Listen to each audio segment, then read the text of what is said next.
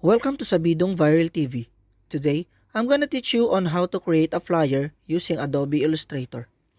This is my freelance job in 48hourslogo.com and I'm designing on this site during my free time. The size of our required flyer is A4, so let's set our artboard to A4. Set your document color mode to RGB. Place the logo given by our client and copy-paste the informations or details that our client want to put on their flyer.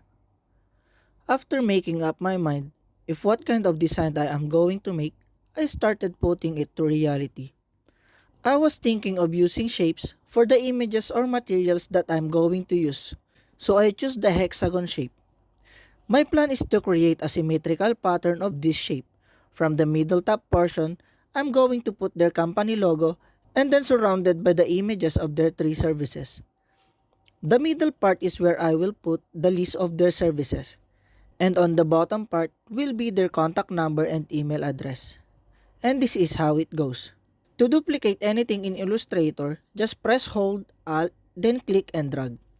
To make sure that my pattern is centered, I grab the ruler tool and put my horizontal guide in the middle. To move your guide, just press Ctrl, Alt, then colon. Select or click the guideline, then click horizontal align center to align it into the center of your artboard.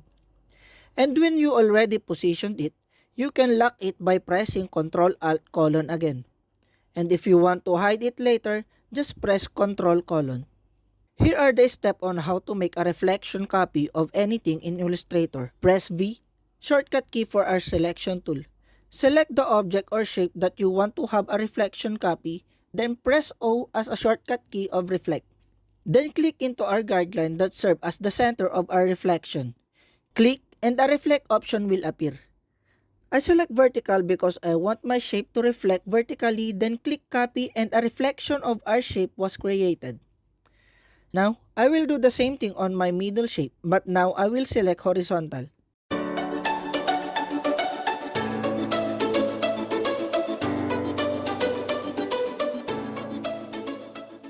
I want my logo on the top center of my flyer. After positioning it, I created a copy of my shape on top of it by pressing Ctrl F. It is not visible because it is copied on the exact top location of our shape.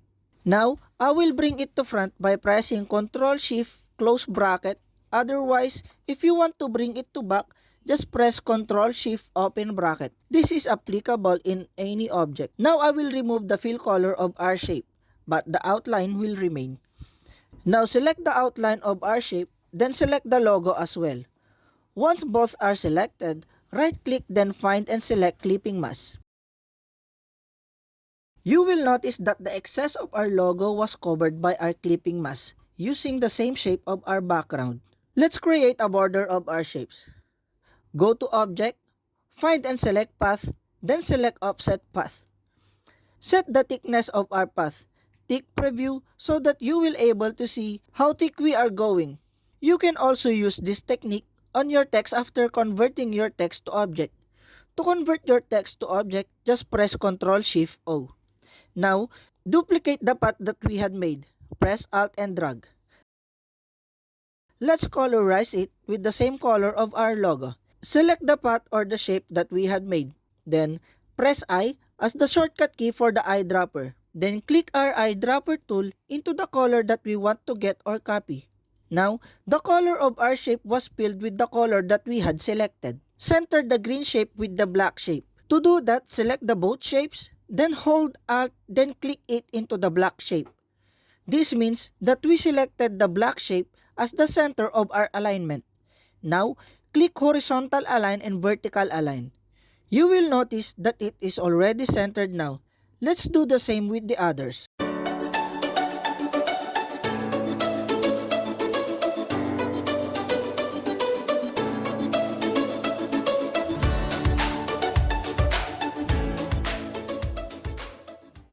Hide the shapes that we had made by pressing Ctrl 3 on your keyboard. Let's create a black background for our artboard. Grab your rectangular tool or M on your keyboard. Just click from the upper left corner, then drag it into the bottom right corner of your artboard. Lock your background by pressing Ctrl 2 so that it will not move. Otherwise, you can unlock it by pressing Ctrl Alt 2. Now, Let's place the images that we had searched a while ago that is related with their services, which is lawn care. Let's put these images inside the black shape. To do that, follow these steps. Bring the black shape to front by pressing Ctrl Shift close bracket. Now, center align the shape and the image. Select the black shape and the image. Hold Alt key and click on the black shape. Now, click horizontal align and vertical align. Make sure both shape and image are selected. Then right click, find and select clipping mask. Now, let's do the same with the other images.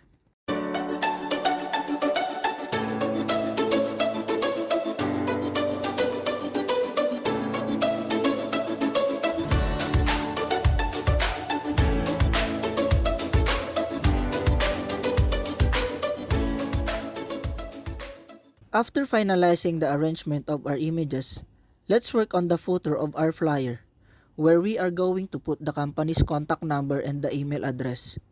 I will create a footer which is quite the same with the shapes that we had used so that it will look uniform. Create half of it, then use reflect. Combine these shapes using Shape Builder tool or Ctrl Shift M on your keyboard. Just click and drag from one shape to another. Grab your rectangular tool or M on your keyboard and create rectangular shape in the middle top portion of our footer. We are going to put text here later on. Now, let's adapt the gradient color from our logo using eyedropper tool or I on your keyboard. Create a small square using our rectangular tool by pressing Shift and drag. Select the shape we had created, then after selecting, press I, then click and select the color that we want to use from our logo. After selecting the colors we need, select both shapes, then go to colors and click on new color group, and our colors will automatically save to our color panel. Now, let's apply gradient to our rectangular shape which is located on our right side corner. If it is not available, go to Windows, find and select gradient or Ctrl F9 on your keyboard. Select the rectangular shape and click on gradient. Now, click on the small boxes of our gradient to change the color using the color group that we saved a while ago. After changing the colors, set the type of your gradient to radial. Now, we had applied silver color to our rectangular tool. Let's create a border for our footer. Go to Object, find and select Path, and then select Offset Path. Set the thickness with the same thickness we applied to our polygon shapes above. Adapt the gradient color of our rectangular shape using eyedropper tool. Now let's proceed on adding the contact number.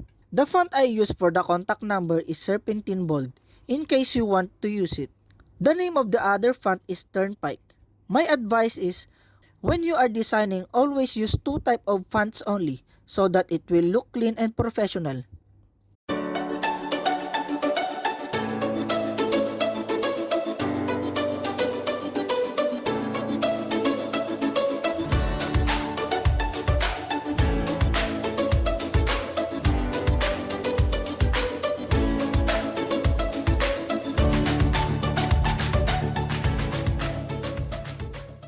After looking on my design, I decided to put a grass background on my footer rather than keeping it solid color, and for me it looks better.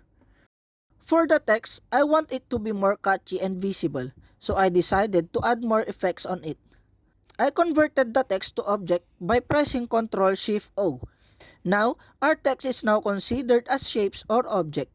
Then I just add border like we had done with the shapes a while ago. Set the joints to round so that we have a rounded edges. Apply gradient to our numbers, but make sure that the type of our gradient is set to linear. Make sure that the numbers are selected, then click and drag the gradient horizontally. Make sure that the darker color is on the upper position.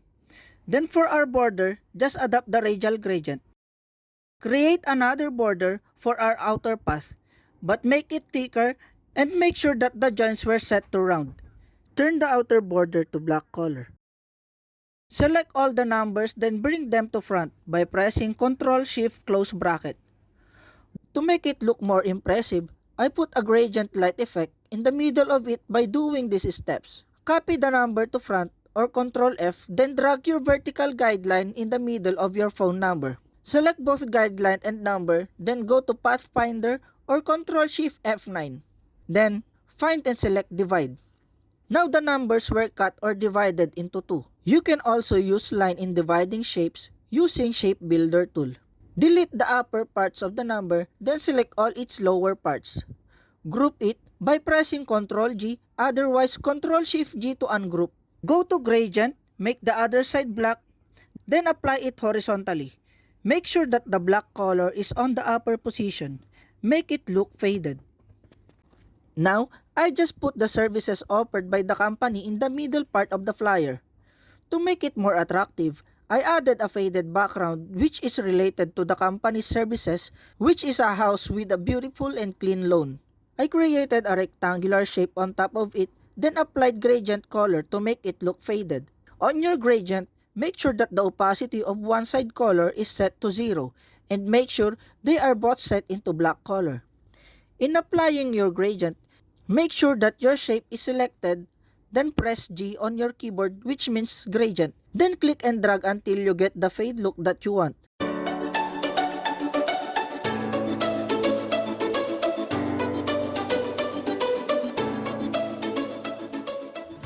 After all of that, I just add the logo of Facebook and Instagram, which is asked by the client. Then I turn the inner silver border of the phone number into black to make it more readable.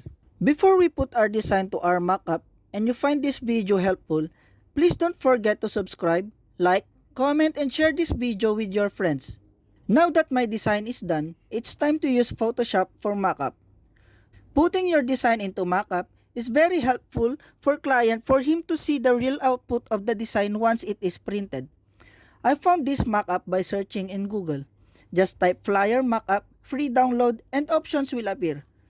I want my mockup to look glossy to make it more realistic for the client. So I copied the glossy effect from my business card mockup. I hope this video helps you a lot. This is Sabidong Viral TV graphic design tutorial. Thank you for watching.